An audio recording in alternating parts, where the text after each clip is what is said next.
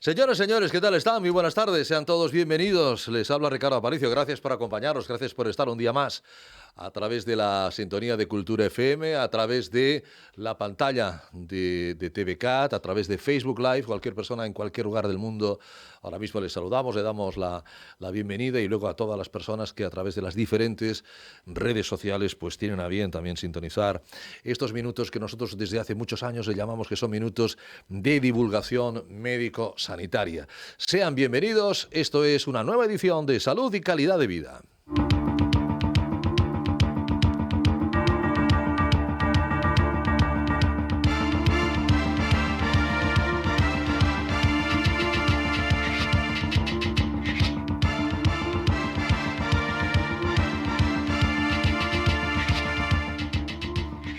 Verán, hoy nos acompaña un buen amigo que de vez en cuando pues tiene la amabilidad, la bondad de darse una vueltecita por los estudios del programa, a hablar de lo que a él le gusta hablar, que son las personas, que son los pacientes. Por eso es vicepresidente del Foro Español de Pacientes, por eso es director gerente de Acción Psoriasis, y también nos presenta médicos, profesionales, especialidades, enfermedades que no siempre tienen pues una repercusión, digámoslo así, en el área informativa, cosa que yo le agradezco muchísimo. Estoy refiriéndome a Santiago Alfonso. Santi, buenas tardes, bienvenido, Santi. Gracias, Ricardo, por la invitación. Yo siempre a veces cojo y digo, Santi, oye, coge un día del mes de mayo, del mes de junio, del mes de septiembre y haz lo que quieras, porque sé que vamos a hacer cosas interesantes, porque sé que vamos a hacer cosas que a la audiencia le va a interesar. Por cierto, dicen que ya el tiempo va a cambiar, va a ir a bien, y el verano siempre se cuenta que es una buena época para los psoriásicos, ¿no? Tú como director gerente de Acción Psoriasis, sí, es cierto. Que les va bien el sol, ¿no? Bueno, el sol tiene un componente terapéutico. La helioterapia es la medicina más antigua y la más sostenible, ¿no? Pero que sí que es verdad que el sol, la vitamina D, la absorción, reduce la inflamación de la psoriasis, y también, pues bueno, también cuando llega el verano, mucha gente, por suerte, se desestresa, se relaja. No sé si en esta época nos vamos a poder desestresar con todo lo que tenemos por ahí abierto de frentes, pero sí que el verano siempre es bueno. Hay un dicho en catalán, ¿no? Al estiu tot acuca viu, ¿no? En el verano todo bicho vive. Todo bicho, ¿no? Exacto. Todo sí. bicho vive. Como el de la primavera la sangre altera, son dichos populares. Bueno, pues yo le dije la última vez que vino, digo, oye, en abril, y bueno, nos marcamos el día de hoy, el 6 de abril, y Santi me dijo, ok, el 6 de abril ya me encargo. Santi, cuéntale a la audiencia de qué vamos a hablar hoy.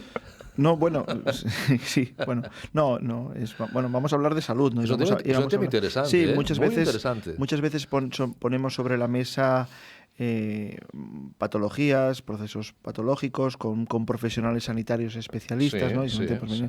El paciente, la asociación y el especialista de turno, y eso lo hemos repetido algunas veces, y en esta ocasión pues te proponía, ¿no?, que hay profesionales más transversales, muchas veces ocultos, ¿no?, en nuestro sistema sanitario, en nuestros hospitales, que a veces los pacientes no conocen, pero que por desgracia algún día se van a encontrar. Entonces, bueno, como digo, hay profesiones sanitarias, especialidades que muchas veces no conocemos, y también porque es voluntad de este colectivo, que es la farmacia hospitalaria, el colectivo de los farmacéuticos hospitalarios, ¿no? Muchas veces nos dicen, oye, somos muy invisibles de cara a la sociedad, y nosotros, como somos un poco esa bisagra entre las administraciones, la ciudadanía y los pacientes, pues con el ponente que tenemos hoy, nuestro compañero Emilio Monte, pues le propuse, ¿no?, porque, oye, esa reclamación que a veces tenéis, aprovechar cualquier momento, cualquier onda, cualquier vía de comunicación es buena, y por eso, bueno, agradecerle hoy y dedicar este programa a explicar un poco, ¿no?, qué es el farmacéutico. Bueno, lo explicará él, ¿no?, en qué consiste el trabajo del farmacéutico hospital, muchas veces desconocido por la ciudadanía y hasta por los propios usuarios de los hospitales. Emilio Monte, que es farmacéutico hospitalario del Hospital Universitario La Fe de Valencia. Buenas tardes, Emilio, ¿cómo estás?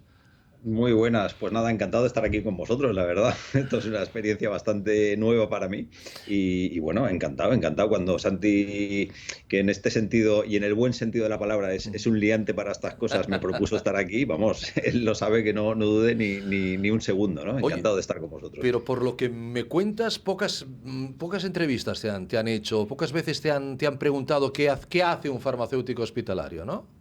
Pocas veces nos llaman, ¿no? Un poco para este tipo de iniciativas.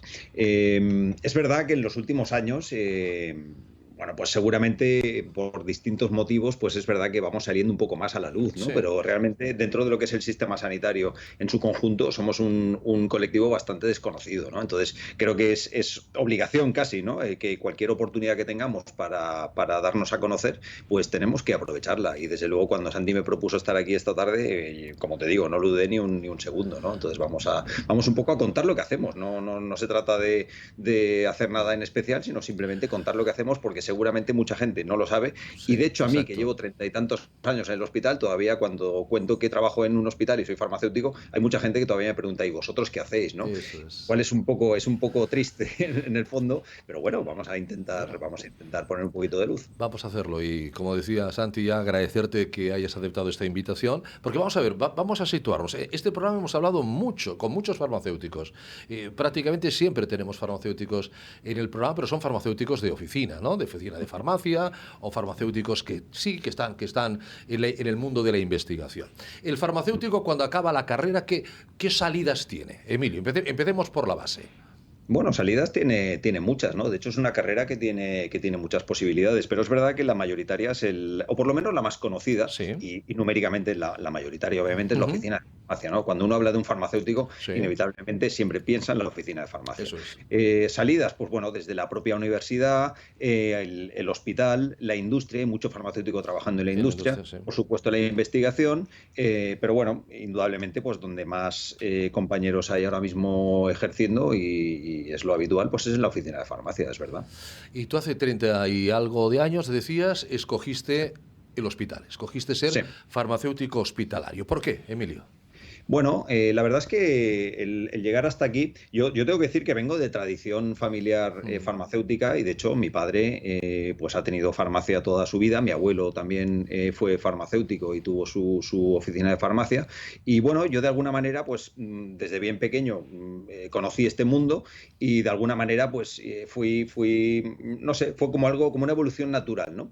Me metí en la facultad, empecé a estudiar, yo nunca había pensado en el hospital, entre otras cosas porque ni siquiera conocía esta salida Ya. hospitalaria. Estamos hablando del año 87, año 88, pues se Ujú. inició un grupo piloto para hacer prácticas en un hospital, cosa que hoy en día está totalmente institucionalizado, pero en aquel momento no. Yo, bueno, solicité hacerlo, fui uno de los elegidos, y la verdad es que la estancia aquella, que fue muy corta, en un hospital de aquí de Valencia, pues la verdad es que no sé si decir me impactó, o por lo menos me gustó aquella salida, ¿no? Y entonces decidí pues lanzarme por esta vía. Y Siempre pensando que en el fondo a lo mejor acabaría en la oficina de farmacia, ¿no? Por el tema de la tradición familiar. eso Pero es, la verdad es que este mundo me enganchó y aquí me he quedado, vamos. eso es lo que tu padre seguramente hubiera querido en ese momento, o es lo que pensaba, ¿no? Mi hijo No tengas ninguna duda. está estudiando farmacia, hombre, pues aquí le dejo la farmacia y Sí. esto va a continuar siendo pues la Sí. tradición familiar. Dices, me impactó. ¿Qué te impactó, Emilio? Bueno, pues la verdad es que yo lo que percibí en aquel momento fue un enfoque muy diferente, ¿no? Es verdad que en la oficina de farmacia tienes un contacto con el paciente total, muy, muy directo, ¿no? Sí. Pero es un contacto diferente al del hospital, donde realmente tienes una visión mucho más clínica, es decir, te involucras mucho más en lo que es la atención al paciente, me estoy refiriendo en la toma de decisiones del día a día, ¿no? Y Ujú. sobre todo la interacción con el equipo médico y el equipo de enfermería. Es decir, de alguna manera en la oficina de farmacia estás trabajando de una forma un poquito más aislada, junto con el paciente, por supuesto, y acompañando al paciente, pero con cierta distancia frente al equipo, al resto del equipo de salud, ¿no? Y sin embargo, en el hospital lo que te das cuenta es que realmente el farmacéutico se integra mucho en el día a día con el equipo médico, con el equipo de enfermería, y realmente esto te da una visión completamente distinta, ¿no? Entonces, no sé, le vi otras Sí, sí. posibilidades y realmente pues me enganchó. Fíjate, antes de que Santi ya también, por favor, Santi, interviene en el tema, y ahora me ha venido el flash tema del COVID, ¿no? De las 8 de la tarde, todos nos acordamos, aplaudiendo, y todos hablábamos de los médicos, de las enfermeras, de los enfermeros, de los celadores, pero no oí hablar nunca de los farmacéuticos, que estaban también, e imagino que también en esas primera ola, sobre todo la segunda ola, eso de las olas, ahora llevamos 6 y no sé si vendrán las 7 y la 8, pero también estuvisteis en primera línea de batalla, también tuvisteis que pelear por los EPIs, también estuvisteis saliendo y llegando a casa con la preocupación de no llevaros el problema y contagiar a vuestros familiares, también lo tuvisteis, imagino, los farmacéuticos. Absolutamente, absolutamente. Además, ahí tengo que decir, por supuesto, los farmacéuticos de hospital, Sí, que claro. estábamos ahí trabajando en primera línea y Claro. estábamos, bueno, en el caso mío, que yo trabajo directamente con pacientes no hospitalizados, Sí. pues pusimos en marcha iniciativas para intentar que los pacientes, por una parte, no vinieran al hospital, pero por otra, no dejaran sus tratamientos, ¿no? Claro. Pusimos en marcha programas de envío de medicación a domicilio y demás. Pero en este sentido también quiero reconocer absolutamente la labor de mis compañeros de oficina de farmacia, que también fueron uno de los grupos que nunca han dejado de estar ahí al pie del cañón, nunca cerraron bueno, pues sus oficinas de farmacia y siempre fueron un punto básico y crucial, muy importante para los pacientes. Pero ellos siempre han dicho que estuvieron maltratados, al menos al principio, y yo creo que tienen algo de razón.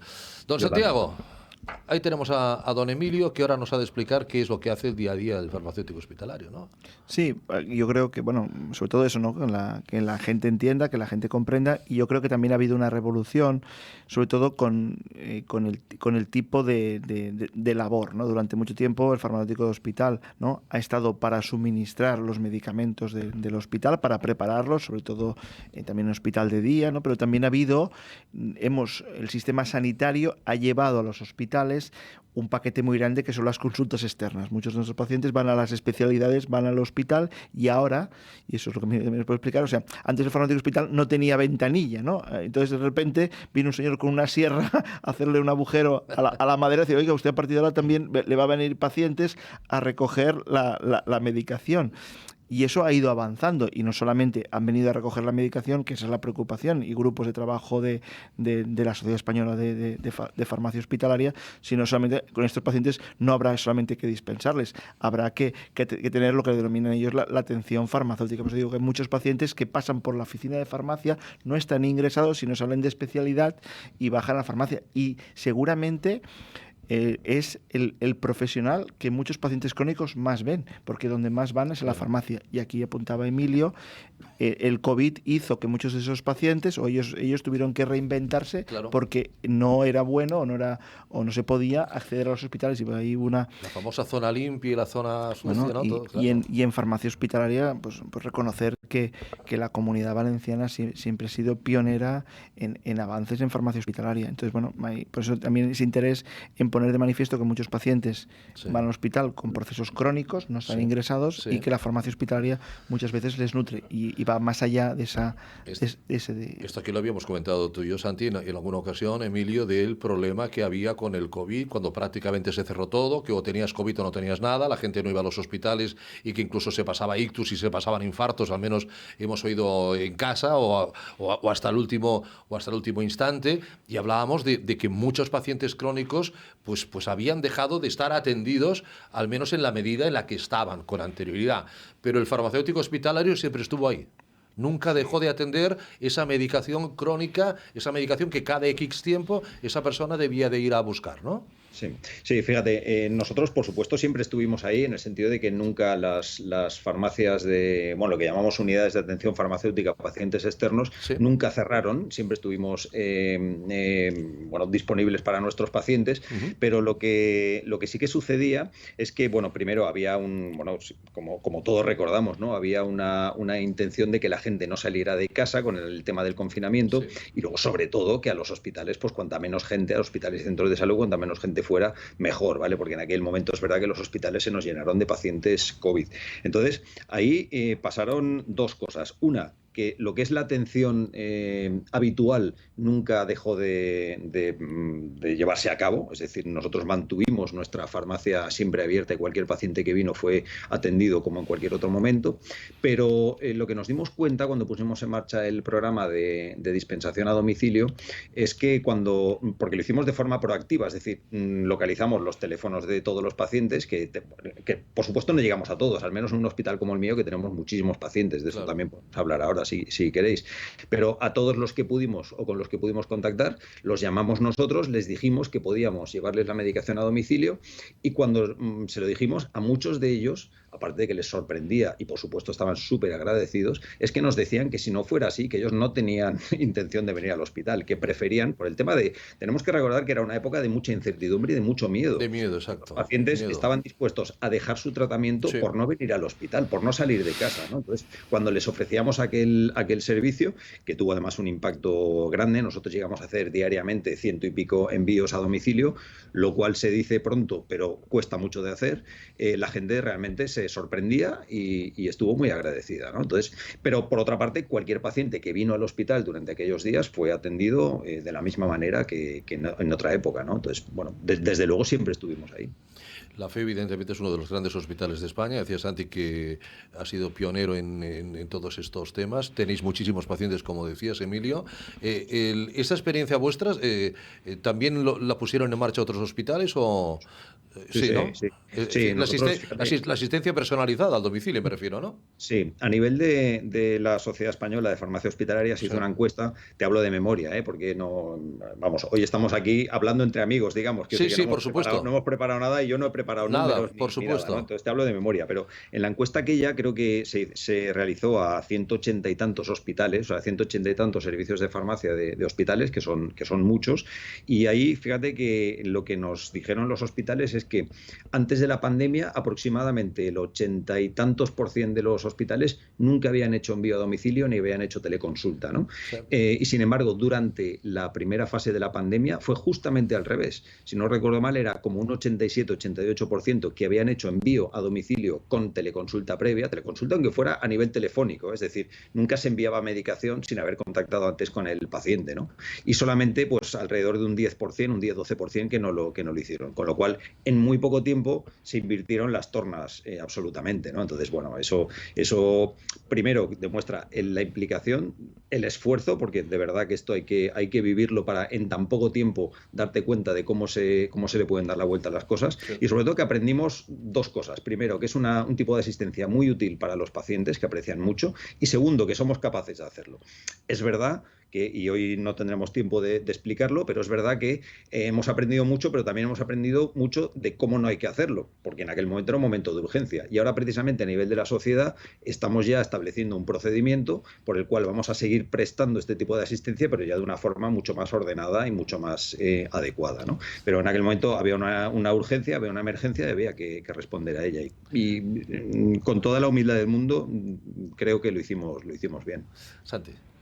No, totalmente de acuerdo. También en la pandemia hubieron muchas dudas de muchos pacientes porque oían cuáles eran los colectivos de riesgo. Muchos oían inmunodeprimidos, ¿no? La palabra inmuno, ¿no? Muchos pacientes, claro, al menos el colectivo nuestro de los pacientes y de las inmunomediadas, ¿no? Con los tratamientos biológicos, muchos, ¿no? Me vacuno, no me vacuno, soy de riesgo, ¿no? Todas esas dudas, pues también la farmacia las estuvo para resolver.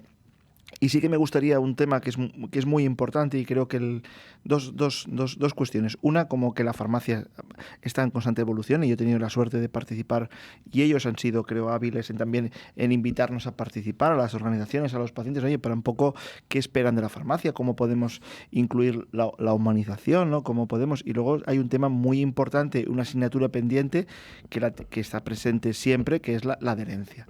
La adherencia a los tratamientos, la adherencia a los el cumplimiento, el ¿no? cumplimiento terapéutico. El tomarte las pastillas cada 8 horas eso es o cuando no toque, sé, ¿no? Si Emilio bueno, seguro que nos puede explicar, pero que es un tema muy importante y una asignatura pendiente. Al final, ¿no? Hay un diagnóstico certero, hay un tratamiento, pero al final el paciente no se lo pone. Y ahí, si no vamos a la parte humana, si no vamos a cambiar un poco el chip de las personas, no lo conseguiremos los resultados terapéuticos que se esperan, ¿no? El paciente al final saca la caja del medicamento, ¿no? Hacemos el gasto, pero no. Bueno, el que está en el hospital, evidentemente, hace la adherencia, Pero seguro, ¿no? uno Pero de los fuera... temas reivindicativos de las organizaciones de pacientes es mejorar la adherencia. Y lo vamos a hacer entre todos, ya que el farmacéutico hospital ha de tener un papel, el de farmacéutico hospital y el de calle, pero que hemos... Habría que preguntarse por qué no hay adherencia. Habría que preguntarse por qué hay tanta gente que no se toma una medicación que no se la ha prescrito alegremente, se la ha prescrito porque la necesita, ¿no? Supongo. Emilio, quizás me contradiga. Yo siempre digo que no me cuido porque no me quiero.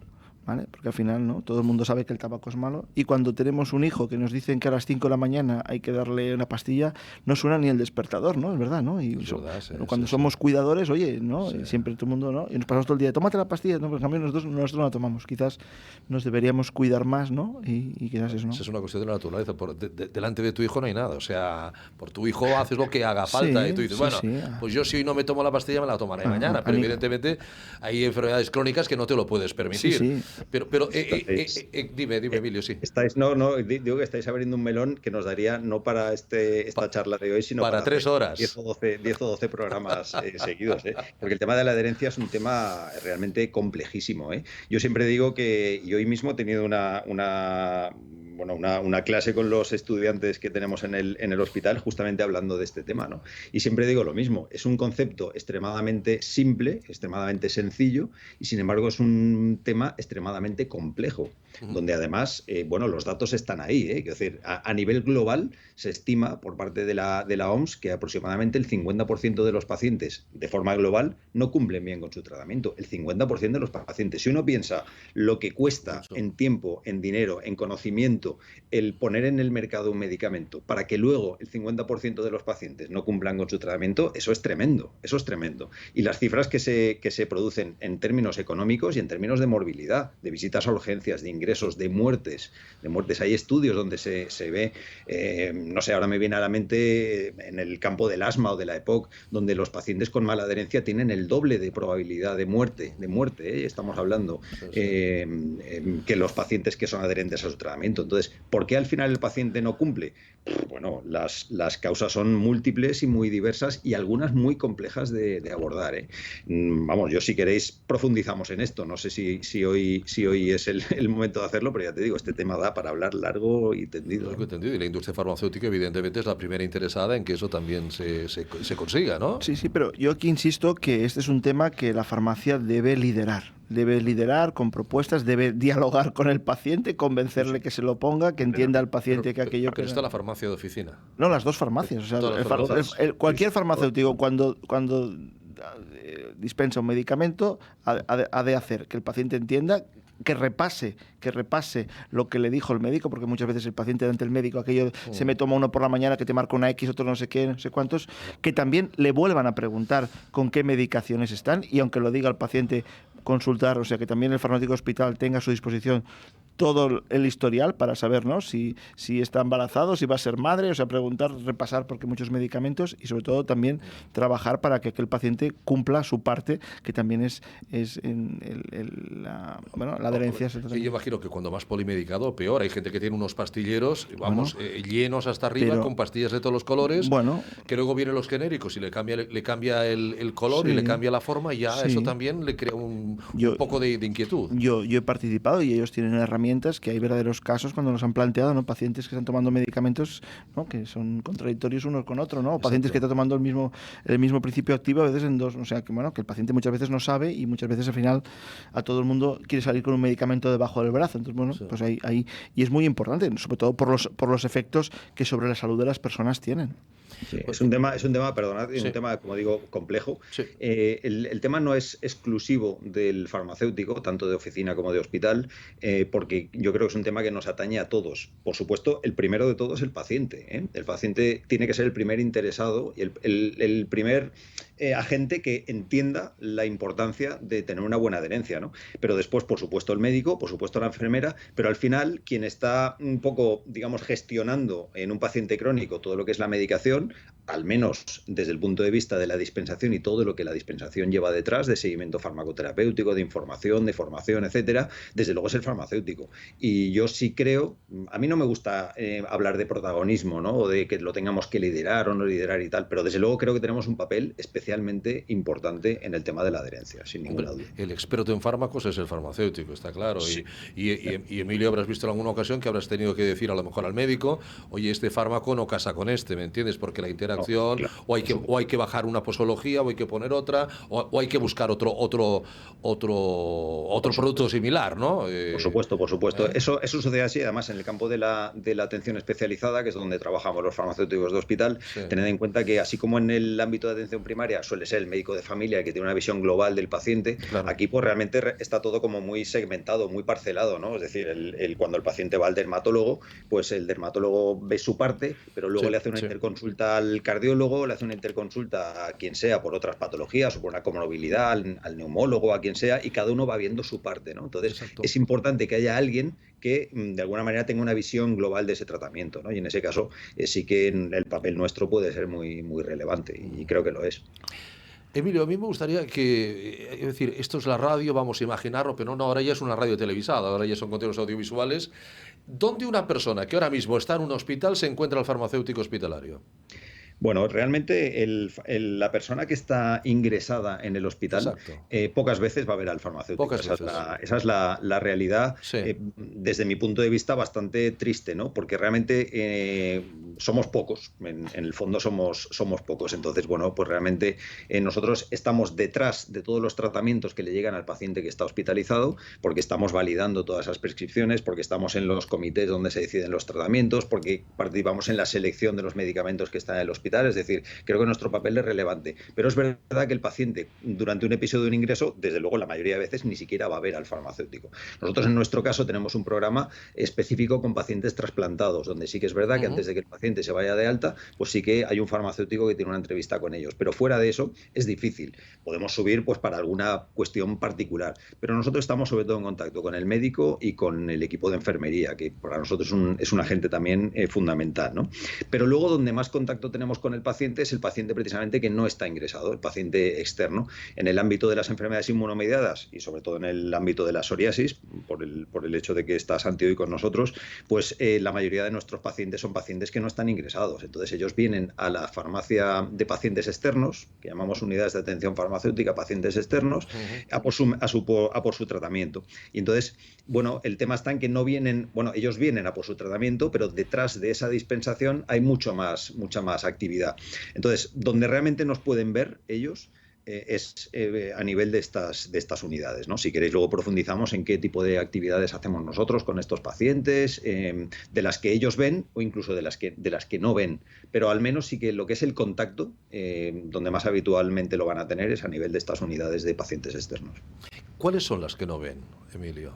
Bueno, a ver, realmente lo que ellos ven es cuando el paciente viene, bueno, si es un paciente nuevo, habitualmente tenemos una entrevista con ese paciente, pues un poco para abordar lo que va a ser el tratamiento, ¿no? Cuando el paciente ya lleva tiempo viniendo a nuestras unidades, pues realmente lo que va a ver es la medicación que le dispensamos. Pero ¿qué es lo que hacemos nosotros cuando el paciente llega? Cuando el paciente llega, lo veamos o no lo veamos. Pero perdón, Emilio, el paciente llega con una receta de un médico, imagino. Sí, por supuesto, llega con una receta de un médico. Exacto. Y luego esa receta puede tener una validez, mientras no le cambie el tratamiento, puede tener una validez, legalmente suele ser de un año, y a lo mejor durante ese año el paciente va a ir al médico pues cada 3 meses, cada 6 meses, o en fin, según su estado, y a nuestras unidades pues va a venir una vez al mes, una vez cada 2 meses, o una vez cada 3 meses, como mucho, ¿no? Por lo que decía Santi, es verdad que viene más veces a nuestra unidad que a la propia consulta, ¿no? Sobre todo ya cuando son tratamientos estables. Entonces, cuando es un paciente nuevo, sí que es verdad que vamos a tener un abordaje diferente, un abordaje más intenso, en el sentido de que, bueno, pues intentamos que el paciente entienda lo que para nosotros es fundamental desde el punto de vista del tratamiento. Pues no sé, pues que sepa pues para qué sirve ese tratamiento, porque eso está muy relacionado luego con la adherencia, ¿eh? Las expectativas que tenemos, es decir, cuándo va a hacer efecto, cuándo esperamos que empiece a hacer efecto, cuándo no, los posibles efectos adversos que puede tener, sobre todo los más relevantes o los más habituales, ¿no? Saber qué tiene que hacer en caso de que le aparezcan, cómo tiene que conservar el medicamento, cómo se lo tiene que administrar, todo este tipo de cosas es importante, ¿no? Entonces, eso al inicio del tratamiento hacemos más hincapié en ello, pero es verdad que luego tenemos pacientes que a lo mejor llevan ya 5 o 6 años con el mismo tratamiento y ese tipo de cosas ya no se tratan, pero a largo plazo tenemos que hacer un seguimiento básicamente con el propio paciente del tema de la adherencia, es decir, verificar que la adherencia está siendo correcta y si no, bueno, pues intervenir, y aunque esté siendo correcta, hacer ese refuerzo a largo plazo. Y luego toda la labor que no ve el paciente, que es lo que tú me preguntas, es, pues bueno, cada vez que viene, nosotros no es coger la receta, ir a la estantería o al armario automatizado o a la nevera, coger la medicación y entregársela, sino que nosotros siempre entramos en la historia clínica, revisamos lo que el médico haya podido poner ahí, si es que ha tenido alguna visita con el médico, y revisamos cualquier problema que pueda existir. Si se le ha recetado a nivel de primaria algún tratamiento que no llevara antes, por ver las posibles interacciones que puedan aparecer, ¿no? Quiero decir, revisamos un poco todo lo que tiene que ver con el tratamiento, ya te digo, interacciones, efectos adversos, conciliación, cuando hay transiciones asistenciales, es decir, paciente que ingresa, paciente que se va de alta, en fin, toda una serie de cuestiones que eso realmente el paciente no lo ve. Y es verdad que hay pacientes que esto, precisamente porque no lo conocen, y aquí entono el mea culpa, es decir, no somos capaces de transmitir toda esta labor que hacemos, pues realmente el paciente se queda con que a veces tiene que esperar mucho rato, ¿no? Dices que les he dado mi receta y llevamos aquí 10 minutos, 15 minutos y no sé, porque claro, el paciente lo que imagina es que lo único que hacemos es ir a la estantería, coger el medicamento y entregarlo. Y no, a nivel del hospital, dado que tenemos ese acceso, muchas veces hemos de hablar con el médico o tenemos que hablar con la enfermera, bueno, pues todo eso es tiempo que tenemos que invertir, ¿no? Entonces también es verdad que tenemos que hacer un esfuerzo porque el paciente entienda esa labor que estamos haciendo, que al final en lo que repercute fundamentalmente es en su propia seguridad, ¿eh? Para nosotros la seguridad del tratamiento es una prioridad. Me parece absolutamente fantástico. O sea, me parece que esos 10, 15 minutos sean bienvenidos para que lo que luego le dispenséis sea efectivamente lo que hay que dispensarle, ¿no? Sí. Yo creo que eso es básico, pero es verdad que, insisto, y en tono el mea culpa, que a veces no somos capaces, o habitualmente no somos capaces de transmitir esa labor que hacemos, ¿eh? Y si me permite, y luego hay muchos pacientes, como decía Emilio, los de la primera consulta, muchas veces son pacientes que se enfrentan a un nuevo mecanismo en el caso nuestro de la psoriasis, al final, oye, pasan de repente a unas inyecciones, a un tipo de unas dosis muy pequeñas, pero unas dosis... Seguimos. Perdón, es que había saltado la luz. Ha sido un problema de nuestra pantalla, pero seguimos en antena. Perdón. Quiero decir que muchos pacientes de ellos pues tienen miedo, ¿no? Le han cambiado el tratamiento, de repente pasa unas inyecciones que se tiene que aplicar, o sea, hay un miedo, ¿no?, al tratamiento, a hacerlo bien o hacerlo mal, eso requiere de una práctica, ¿no? Y luego todo, sobre todo, dice Emilio, el seguimiento de esos pacientes, ¿no? Sobre todo que también hay que ver, no los que vienen, y los que han dejado de venir, ¿no? También llamarlos, son tratamientos, y sobre todo que el paciente entienda que estamos haciendo un esfuerzo, la sociedad, el sistema sanitario, ¿no?, una inversión en él que también debe cumplir su parte, oiga, ¿no?, que entienda que vamos a poner muchos cientos de euros o miles de euros, el sistema ha decidido invertir en él, en ese medicamento, pero que también el paciente ha de cumplir su parte del contrato, ¿no?, que es la responsabilidad, ¿no? Y luego sobre también... Bueno, además imagino con la informatización, la digitalización de todo, que a vosotros sabéis si Manuel Pérez Gutiérrez tenía que haber pasado a buscar la medicación esta mañana y no ha pasado, o hace una semana que no lo ha hecho. O sea, evidentemente esperando que la persona no haya tenido un problema grave, lo que está haciendo es que no está cumpliendo la adherencia, el cumplimiento terapéutico. Es decir, sois los primeros que lo veis, no hace falta que os lo diga. Sí, ni os puede engañar cuando le preguntéis ¿cómo va la medicación? Bien, a veces bien. Bueno, le podéis decir, pero Manolo, que no te lo estás tomando como te decimos, ¿no? Ahí nos encontramos de todo, ¿eh? Ahí nos encontramos de todo. Tampoco penséis que, aunque estamos en el siglo XXI y en un país, en principio, del primer mundo y desarrollado, no penséis que tenemos sistemas de información que nos dan esa información de forma tan fácil, ¿eh? Es decir, cuando el paciente deja de venir, tardamos en detectarlo, ¿eh? Tardamos bastante porque no existen sistemas que nos avisen de estas cuestiones, ¿no? Al menos en la mayoría de hospitales. Quizá alguno pueda tener algún sistema más avanzado, pero en general no es así, ¿no? Entonces lo vemos con un poquito de retraso. Sobre todo lo que vemos es cuando el paciente sigue viniendo, pero no viene cuando le toca. Ahí evidentemente hay un problema y es cuando, bueno, pues tenemos que indagar, ver qué es lo que está pasando. Muchas veces está justificado porque el paciente ha tenido un ingreso y ha dejado de ponerse el medicamento, ha tenido una cirugía y ha dejado de ponerse el medicamento. Evidentemente muchas veces está justificado, pero otras no. Y entonces es cuando trabajamos el tema con el paciente. Y sobre todo lo que es muy importante es que todo lo que trabajamos nosotros con el paciente o todo lo que vemos con el paciente primero lo dejamos reflejado en la historia clínica y segundo, si es algo que realmente nos parece especialmente relevante, directamente tiramos de teléfono y hablamos con el médico responsable. Eso creo que es una fortaleza muy grande desde el punto de vista de la farmacia hospitalaria, ¿no? El tener ese acceso a la historia clínica y ese acceso tan rápido al equipo médico nos da mucha fortaleza. Incluso, ya te digo, antes de que el paciente se haya ido de la farmacia, ya estamos hablando con el médico, ¿no? Y esto, bueno, pues que de hecho muchas veces la instrucción del médico es, oye, pues mándamelo, no le des medicación y mándamelo a la consulta, ¿no? Entonces, bueno, esta cercanía creo que nos da mucha fortaleza también. Y este es un tema quizás para seguir, aunque diga Emilio que tardamos unos días, hemos de seguir avanzando, ¿no? Hay patologías que, bueno, si no se lo pone, pues quizás no pase nada, pero ahora estaba pensando yo en salud mental, ¿no? Muchos pacientes que estén con tratamiento psiquiátrico, pues bueno, es muy importante que no abandonen el tratamiento. O sea, un día puede ser muy importante. A veces muchos pacientes con problemas de salud mental, con tratamientos psiquiátricos, como se encuentran bien, ¿no? Dejan el tratamiento. Entonces, bueno, a veces no, pues pueden haber brotes que pueden tener a veces consecuencias irreparables en las personas por el hecho del abandonar el tratamiento, y por eso necesitamos seguir avanzando en esas herramientas de alarma. Lo tenemos bien, la informática nos tiene que ayudar. Oiga, 50 inyecciones al día, oiga, el señor el día 49 o 48 de estar aquí, si no está aquí, malo, no, es que ha dejado de... Hay tratamientos que no se pueden abandonar, y por eso también un papel muy importante que también hemos de poner en valor, que es los familiares o los acompañantes. Al final también han de ayudar a esa adherencia. También no importa que acompañen al paciente a la farmacia, al contrario, ¿no? Si una persona... siempre será bien agradecido, porque siempre a veces el que va al lado pues se entera más porque está menos nervioso, porque puede tomar, y sobre todo también las nuevas vías de comunicación, ¿no? Que también la farmacia ha abierto, pues los correos electrónicos, los teléfonos, ¿no? A que cualquier duda, o sea, ante cualquier duda no se deje el tratamiento, sino que se llame y se consulte. Sí, ahí totalmente. Nosotros siempre que hablamos de paciente, realmente nos estamos refiriendo a paciente o cuidador, acompañante, en fin, la persona que un poco se responsabiliza del tratamiento del paciente, ¿no? Desde luego la labor del cuidador es básica, es fundamental, con lo cual todas nuestras actividades tienen que ir dirigidas a ellos. Directamente ya muchas veces viene el paciente acompañado del cuidador, y muchas veces ya, sobre todo en tratamientos crónicos en pacientes que están en una situación más o menos estable, viene directamente el cuidador a por la medicación, con lo cual nuestro mensaje tiene que ir a ellos. Y respecto a las vías, digamos, canales digitales o nuevos, es que yo me resisto a hablar de nuevos canales porque ya no son nuevos, afortunadamente, ¿no?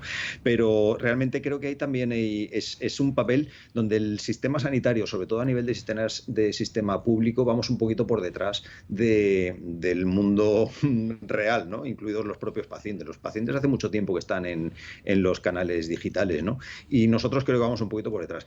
Nosotros en la FE sí que tenemos una iniciativa a nivel de atención farmacéutica a pacientes externos, que es un proyecto de empoderamiento de pacientes a través de canales digitales, ¿no? Tenemos múltiples herramientas, sobre todo un proyecto que nosotros le llamamos Edruida, voy a aprovechar para hacer un poquito de publicidad, que es un proyecto que es muy transversal, dirigido a toda la población, no solamente a los pacientes, sino a toda la población, para un poco formarles, empoderarles. Ya sé que hay mucha gente que no le gusta este término, aunque al final es un término que define muy bien lo que buscamos, en el manejo de medicamentos. Al final todos vamos a manejar medicamentos, seamos pacientes, seamos cuidadores o seamos, aunque no seamos pacientes crónicos, pues en algún momento utilizamos medicamentos, ¿no? Y creo que hay mucho desconocimiento a este nivel, a nivel práctico, a nivel del manejo del medicamento, de la conservación, de por qué hay que tomarlo así, por qué hay que tomarlo así, por qué no hay que partirlo, por qué sí, por qué se puede, no se puede. Entonces nosotros tenemos una iniciativa que pusimos en marcha ya hace algunos años y que realmente nos está dando muy buen resultado, ¿vale? Y que está dirigida justamente a eso. Esperamos evolucionarlo, incluso nuestra intención es llevarlo hacia los colegios, pues adaptarlo al lenguaje de los niños, pues para que ellos puedan un poco entender los conceptos básicos para que cuando se utilice un medicamento se utilice bien. Y sobre todo que no se hagan cosas que no se deben hacer con la medicación. Yo sigo diciendo que me parece muy lamentable que con el dineral que cuesta, el tiempo y el conocimiento que cuesta sacar un medicamento al mercado, que al final todo se caiga simplemente porque se utiliza mal, ¿no? Entonces aquí tenemos todavía mucha labor que hacer, ¿no? ¿Cuántas veces hemos hablado, Santi, de que en las escuelas la salud tiene que entrar en las escuelas? Es muy importante saber cómo hemos de cuidar nuestra salud. Primero la prevención y después, si hemos perdido la salud, cómo cuidarla, ¿no? Por supuesto, se le dedica poco tiempo. Al final vamos a vivir muchos años, vamos a tener todos, ir acumulando enfermedades crónicas.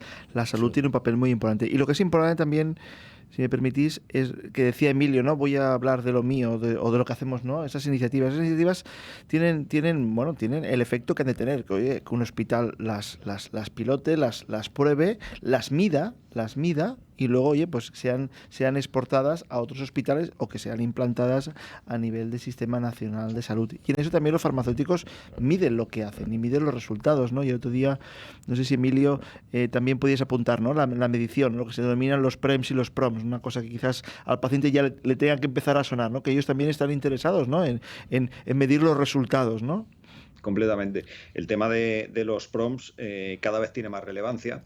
Es verdad que hasta hace unos años era algo, porque siempre han estado ahí los PROMs, quiero decir que siempre han existido los cuestionarios donde se le preguntaba al paciente, donde ya no solo opinión, sino cómo se encuentra el paciente, ¿no? Cuestionarios validados y demás. Pero es verdad que el paso que faltaba era integrar esto a la toma de decisiones por parte del profesional, ¿no? Del médico. Y es verdad que en los últimos años se ha dado ese paso, es decir, ya hay muchas áreas, y en concreto en el área de dermatología hay experiencias muy interesantes donde realmente a partir de los PROMs es el resultado reportado por el paciente, es decir, ya no es el cómo el médico valora la situación del paciente, sino cómo el propio paciente valora su estado de salud, que muchas veces está muy lejos de la percepción que tiene el médico, ¿no? Entonces, bueno, al final el médico puede pensar que el paciente clínicamente está muy bien porque los índices X dicen que está bien, pero realmente el paciente percibirlo de otra manera. Si el paciente lo percibe de otra manera, tenemos un problema y hay que abordarlo. Entonces, ese salto, ese incorporar esta percepción del paciente a la toma de decisiones, hasta hace unos años era algo impensable, y ahora poco a poco se va incorporando y cada vez tiene más interés. Y luego están los PREMs, que los PREMs realmente ya no es resultado reportado por el paciente, sino que es la propia experiencia del paciente, ¿no?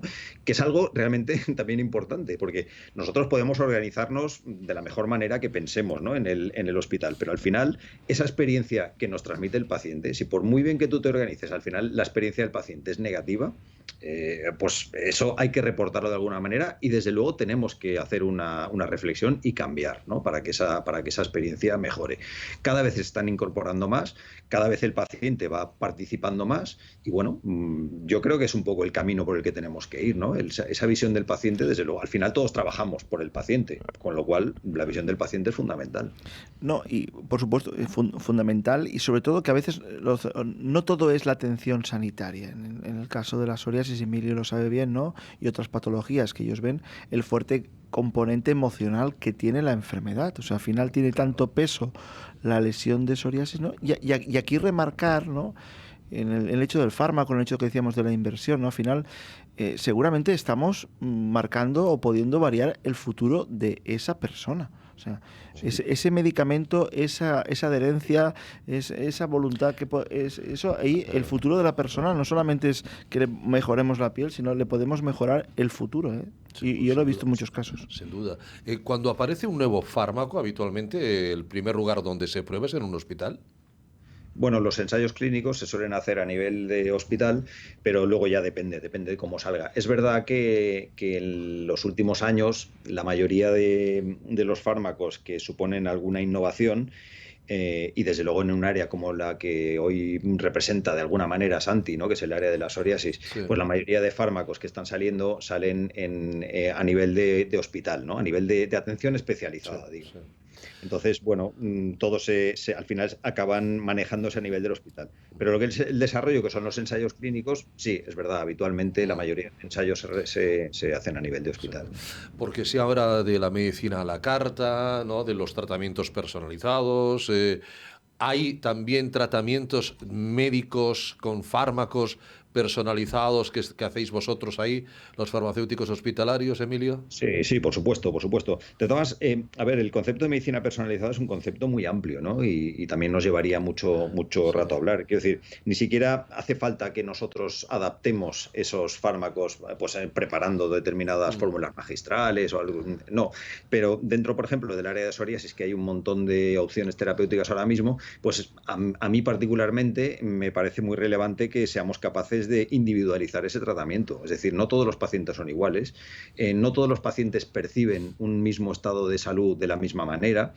Ante un índice clínico, como puede ser en el caso de la psoriasis el PASI, que es un índice que nos mide la situación en la que se encuentra el paciente, pues no todos los pacientes lo perciben igual. Unos van a necesitar un tratamiento más intensivo, otros les puede ir bien con un tratamiento menos intensivo. En fin, quiero decir que con esto que hay que encontrar el tratamiento idóneo para cada paciente, ¿no? No ir a líneas de tratamiento, decir, bueno, pues todos tienen que empezar por aquí, todos seguir por aquí y ir avanzando. Yo creo que es importante que a ese nivel trabajemos, y se está haciendo, sobre todo a nivel de comités multidisciplinares, que creo que dan mucha transparencia a todo este proceso de decisión, pues bueno, y eso ya es individualización del tratamiento, ¿no? Luego, lo que tú apuntas, por supuesto, es así, que es el tema de la formulación magistral. En eso sí que creo que los farmacéuticos somos ahí sí que me atrevo a hablar de líderes, porque realmente somos los únicos que estamos haciendo esto. Y esto es especialmente importante en el área de pediatría. Dentro del área de dermatología hay mucha preparación magistral, mucha fórmula magistral, sobre todo a nivel tópico y demás para adultos, pero en el área de pediatría es especialmente importante porque hay muchos medicamentos que no tienen formulación pediátrica y entonces ahí sí que tenemos que entrar nosotros a adaptar estos medicamentos, ¿no? Para hacer presentaciones que sean utilizables en los niños.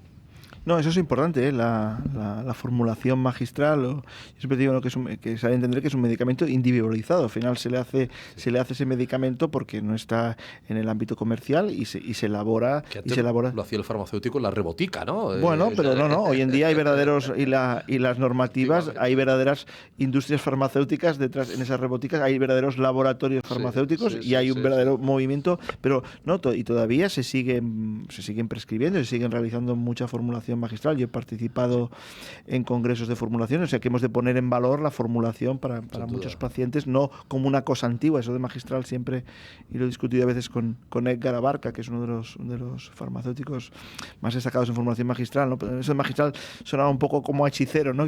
Pues al final es un medicamento individualizado, un medicamento de autor y creado como cocinero de autor. Efectivamente. Por lo que dices, el tema de los requerimientos para la preparación de este tipo de fórmulas se han incrementado mucho, ¿no?, en los últimos años. Es decir, antes es verdad que cualquier farmacia podía preparar prácticamente cualquier cosa, salvo preparados estériles que ya requerían una serie de instalaciones.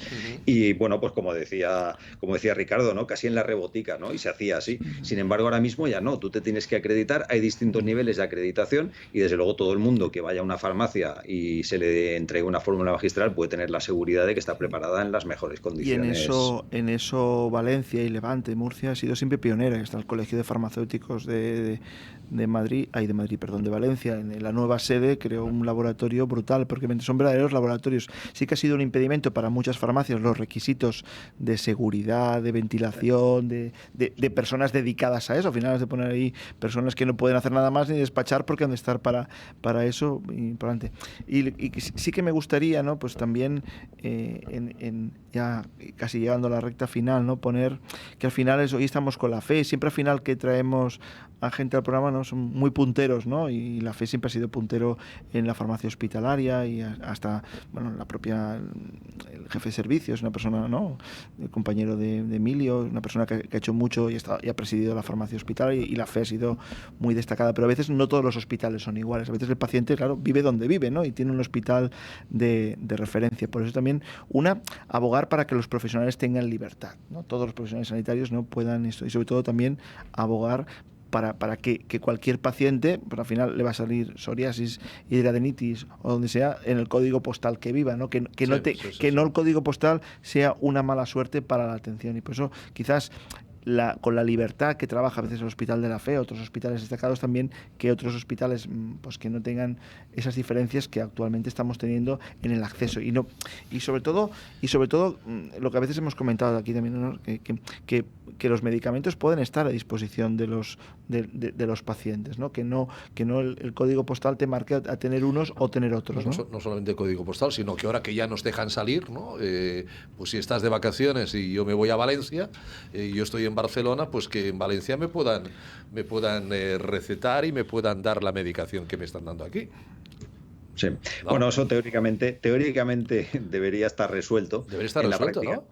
En la práctica no es así. La verdad es que en ese sentido vivimos en un país ciertamente complejo. Nuestra ¿no? tarjeta sanitaria tendría que salirte, vamos, de toda la gente de España, de todos los ciudadanos españoles. Efectivamente. ¿No? Pero incluso dentro de la propia comunidad, y yo hablo ya más a nivel hospitalario, ¿no? Que realmente nosotros, por ejemplo, somos un hospital que tiene muchas unidades de referencia, tanto algunas a nivel nacional y muchas a nivel autonómico, ¿no? Entonces recibimos pacientes yo de hecho, pues 3 de cada 4 pacientes que atendemos en nuestra unidad son de fuera de nuestro departamento, ¿no? Entonces, al final el paciente vive lejos del hospital, con lo cual pues debería poder recibir su tratamiento en su hospital más cercano, ¿no? Hablamos ya simplemente de tratamientos a nivel hospitalario y dentro de la propia comunidad. Y a veces hay que reconocer que hay problemas también para esto, ¿no? Y ya no es un problema de acreditación ni nada. No sé, yo creo que hay mucho que hacer todavía en el tema de homogeneizar la prestación farmacéutica, tanto a nivel de hospital como a nivel de oficina de farmacia, ¿no? Entonces, bueno, aún queda mucho camino por recorrer.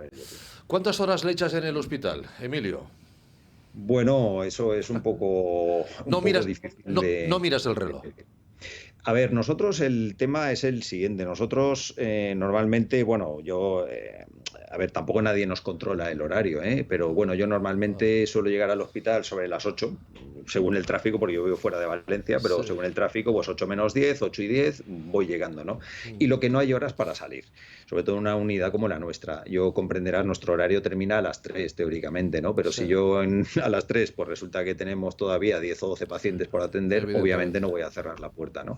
Entonces, bueno, es verdad que muchos días podemos cerrar a la hora, pero hay muchos días que no, ¿no? Entonces, bueno, y muchas veces pues se te quedan cosas por hacer, pues te tienes que quedar por la tarde, en fin, que este tipo de cosas es normal. Yo esto tampoco le doy demasiada importancia, ¿no?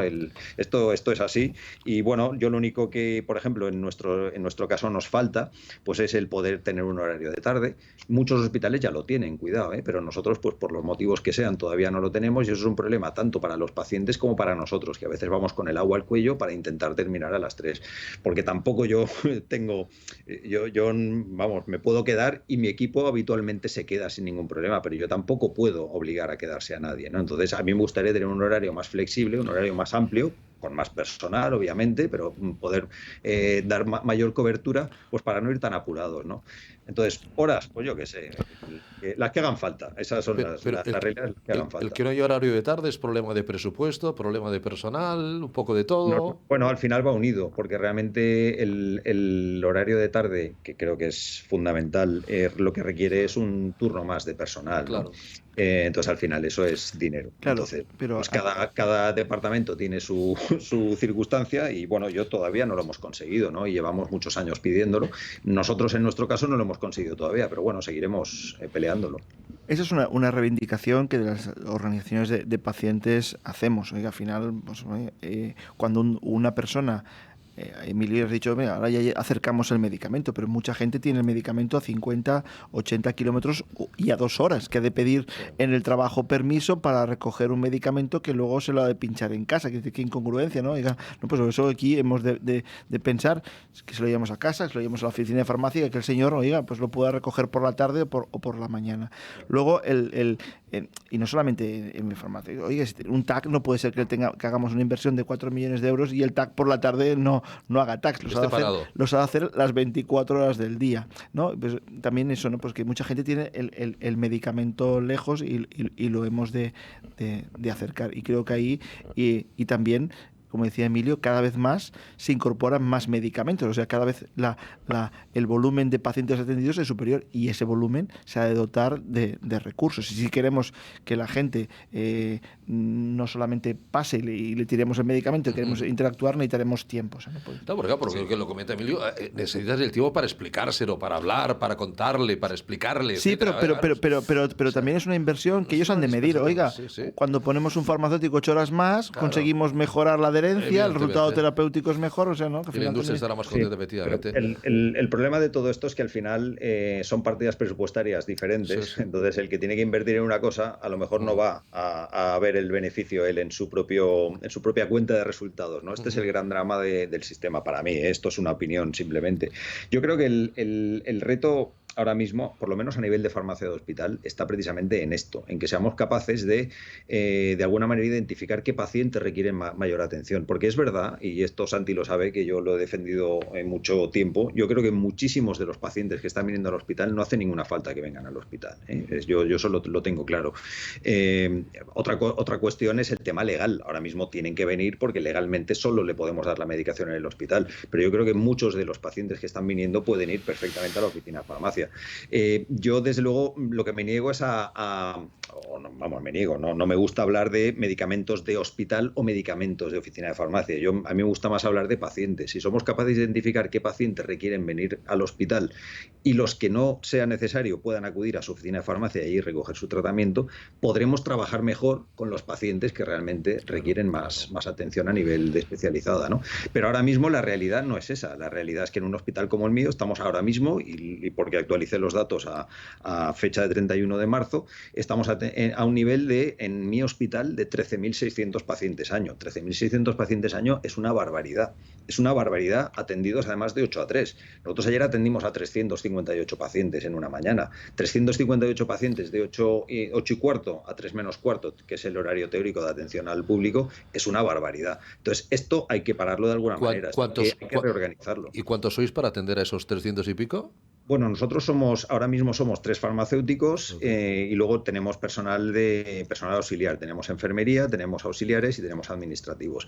Pero es que da igual. Quiero decir, al final, si tú piensas que de esos 358 que vinieron ayer, pues hay un X%, no sé, echémosle un 10, un 15, un 20% que requiere una atención un poquito más intensa, estamos hablando de prácticamente 70-80 pacientes. Es que no hay tiempo. Y luego habrá quien pida, quiero hablar con Emilio, porque es mi farmacéutico, es el que me atiende, es el que me conoce, ¿no? Bueno, probablemente, pero por lo menos lo que quieren es hablar con un farmacéutico. Sí, y evidentemente entenderéis que si yo dijera que a todos los pacientes los ve un farmacéutico, estaría mintiendo, ¿no? Esto es así. Entonces, creo que esto requiere hay que repensar todo este sistema y poner un poco de racionalidad, porque además el futuro va a seguir siendo así. La mayoría de innovación, si no cambian las cosas, que no parece, la mayor parte de la innovación que va a salir al mercado se va a quedar en el hospital. Por tanto, no sé, yo creo que tenemos que poner un poco de racionalidad a todo esto, ¿no? Bueno, después de todo del COVID y tal, veo que Barcelona va a ser la sede del próximo Congreso Nacional vuestro, sí, de la Sociedad Española de Farmacia Hospitalaria, del 24 al 26 de noviembre. Así que te veremos por aquí, Emilio. Pero me llama la atención que el eslogan o el nombre, el título del Congreso es Reformúlate. Sí. ¿Qué hay que reformular? Bueno, no, la verdad es que, sinceramente, yo no estoy en el comité organizador y no sé lo que hay detrás del lema, ¿vale? No lo he visto todavía.